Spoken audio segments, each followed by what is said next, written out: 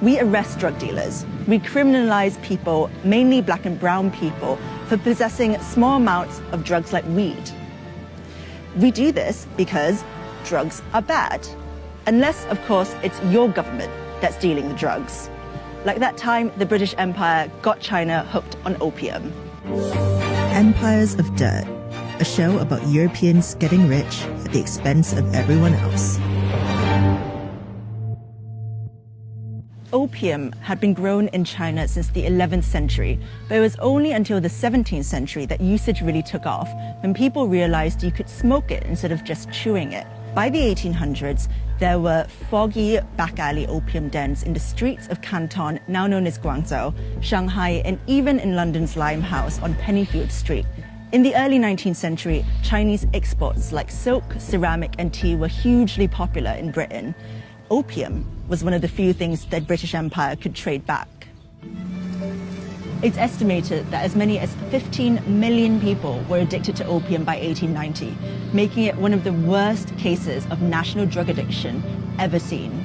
They would ship opium grown in colonial India to Canton, where Chinese traders would take it into China. As opium grew in popularity, British trade increased. In 1800, 300 metric tons of opium was shipped into China. 4 decades later, this had increased to 3,500 metric tons of opium. Opium was a highly addictive drug with similar effects to modern-day heroin. Long-term users could experience liver, kidney, and heart problems and could die of withdrawal.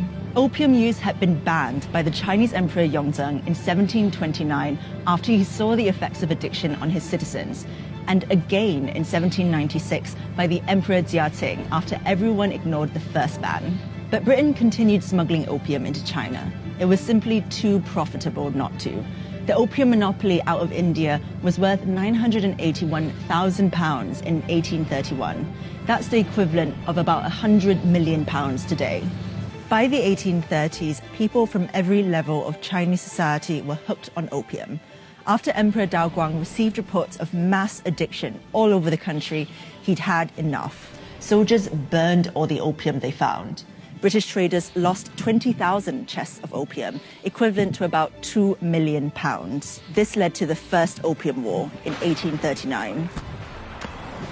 The British were so angry that their drugs had been stolen that they sent troops to the region to demand economic reparations for the financial losses they'd incurred while illegally trafficking narcotics into a foreign country.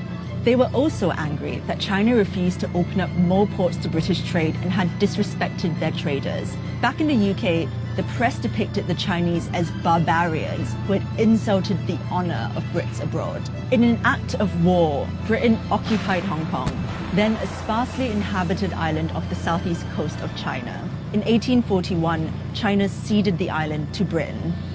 A year later, the Treaty of Nanking was signed, marking an end to the First Opium War. So Britain got what it wanted: money for illegally trafficking drugs into China and a shiny new island base to smuggle opium from, Hong Kong. Opium remained illegal after the war, but the Chinese authorities were basically forced to accept the drug trade into China.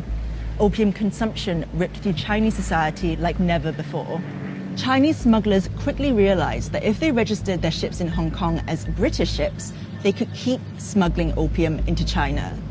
This triggered the Second Opium War in 1856, when a Chinese ship flying the Union Jack was seized by the authorities. The Chinese crew was arrested and the British flag was torn down. The British Navy, supported by the French troops, retaliated by seizing Beijing and looting and burning down the Imperial Summer Palace. China was forced to legalize the import of opium.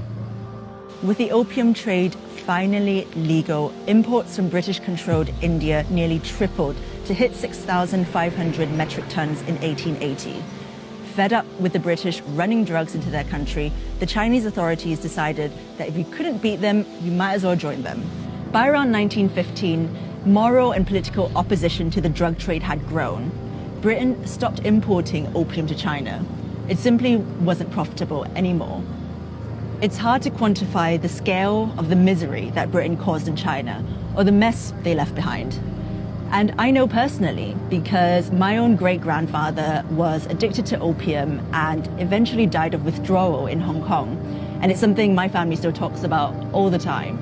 The British Empire were one of the biggest drug pushers in history, but hardly anyone in the UK knows what we did in China. Pablo Escobar, he's got nothing on the British Empire.